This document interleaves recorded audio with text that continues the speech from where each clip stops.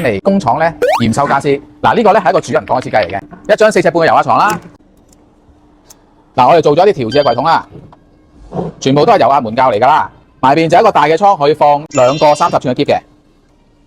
跟住再睇埋呢度啦，有個薄薄地嘅床頭箱啦，前面咧係悶咗啲 cushion 嘅，咁啊可以埋嚟睇一睇。嗱，後邊呢個位咧，我哋都會包翻住嘅，全部都會好靚嘅。上面呢啲小細節啦，呢啲位咧都會做翻啲小圓角啦。而裏邊咧通常都係放咗呢啲活動層板啦。呢個就係火牛盒，喺度將個火牛咧收埋咗喺櫃裏邊。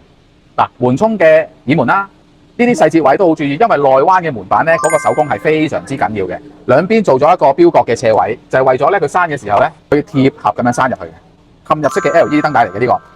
好，埋嚟少少圓形嘅條子嘅一個造型，同埋加咗一個咧半弧嘅手抽啊。呢啲位啦，全部都係做一個內斜嘅設計啦，所以呢啲全部都係人手嘅嘢嚟，人手製作嘅呢啲。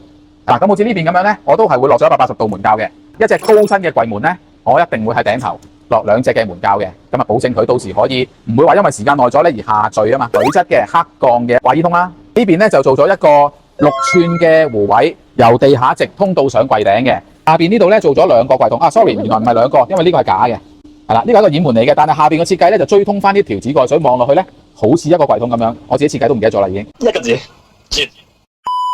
我哋通常試裝嘅時候咧就會試呢啲嘢咯，試門鉸啊，試五金啊，試路軌。房個房門喺呢度嘅，開門啦，呢邊咧本身已經係牆身嚟㗎啦，就會有個燈掣㗎嘛。但係我哋想將個櫃做到盡啊，貼晒嗰個房門，咁所以咧就將個燈掣咧就移咗過嚟呢度。到時師傅安裝嘅時候咧就會喺後邊咧收翻條線出嚟呢一度去駁燈掣，咁樣嘅話咧就會用盡晒成間房嘅空間啊嘛。